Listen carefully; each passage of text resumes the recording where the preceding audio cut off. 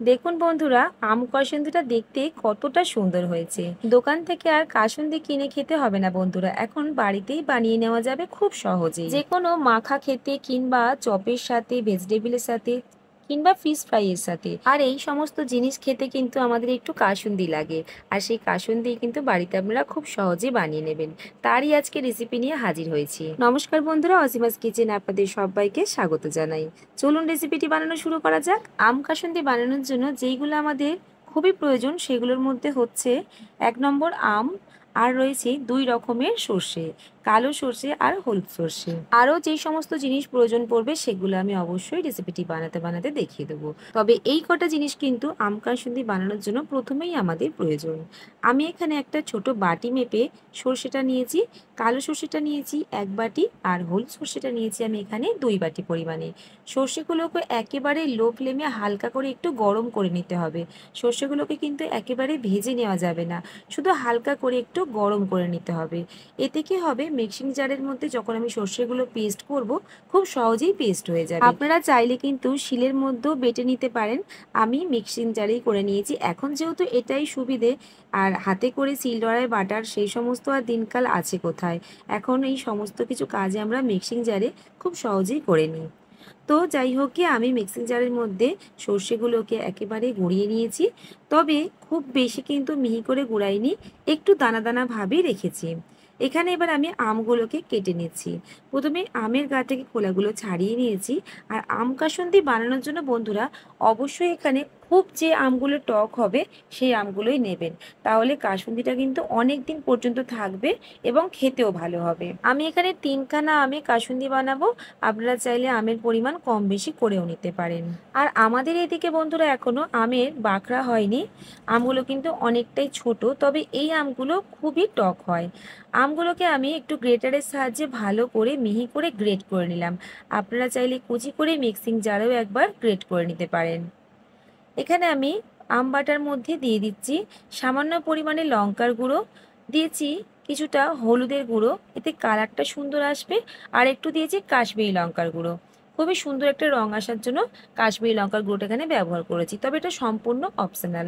আর ঝালের পরিমাণটা কিন্তু আপনারা নাও দিতে পারেন, কারণ কাসুন্দিতে খুব একটা ঝাল হয় না, তবে আম কাসুন্দি যেহেতু একটু ঝাল ঝাল হলে ভালো লাগবে। খুবই অল্প পরিমাণে এখানে লঙ্কার গুঁড়ো দিয়েছি। ভালো করে হাতে করে আগে মিশিয়ে নিয়েছি। তারপরে আমি এখানে লবণটা দিয়ে আবারও ভালো করে মিশিয়ে নিচ্ছি।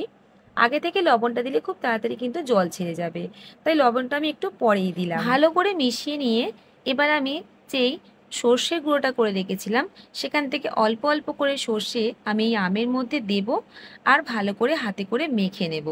দিয়ে দিয়েছি বেশ কিছুটা পরিমাণে সর্ষের তেল। এবার আপনারা চাইলে কিন্তু হাতে করেও মাখতে পারেন কিংবা যে কোনো চামচের সাহায্যেও নিতে পারেন। আমি এখানে হাতে করে একটু ভালো করে ডলে ডলে মেখে নিচ্ছি।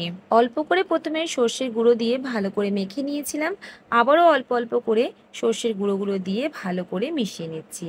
আপনারা চাইলে একেবারেও দিতে পারেন, তবে সেক্ষেত্রে মাখার কাজটা একটু ভালো হবে না। অল্প অল্প করে দিয়ে ভালো করে মেখে নিলে দেখবেন মাখাটা খুব সুন্দর হচ্ছে।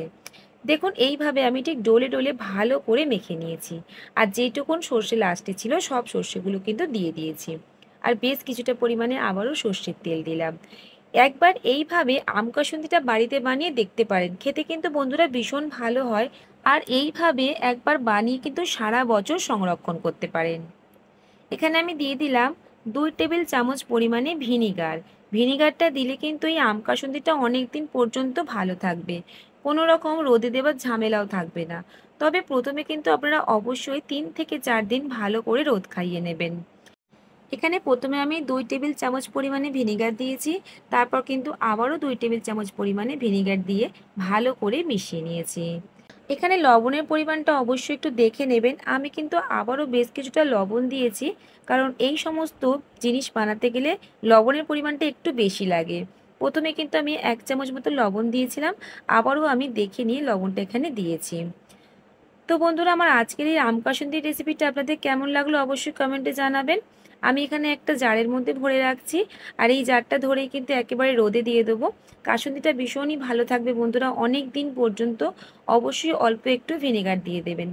সব শেষে আবারও আমি বেশ কিছুটা পরিমাণে সর্ষের তেল দিলাম, এতে কাসুন্দিটা ভালোও থাকবে, অনেক দিন পর্যন্ত কিন্তু খাওয়া যাবে। তাহলে বন্ধুরা আমার আজকের রেসিপিটি আপনাদের কেমন লাগলো অবশ্যই কমেন্টে জানাবেন। যদি ভালো লাগে চ্যানেলটিকে সাবস্ক্রাইব করে নিয়ে আমার পাশে থাকবেন। পাশে থাকা বেল আইকনটি অবশ্যই প্রেস করবেন, তাহলে যখনই আমি নতুন কোনো ভিডিও আপলোড করব সর্বপ্রথম আপনাদের কাছে পৌঁছে যাবে। আর এই রেসিপিটি আপনি যদি আমার ফেসবুক পেজ থেকে দেখে থাকেন, পেজটিকে অবশ্যই ফলো করে নেবেন। আজকের মতন তাহলে আসি, আবারও দেখা হচ্ছে অন্য কোনো রেসিপির সাথে। ভালো থাকবেন, সুস্থ থাকবেন।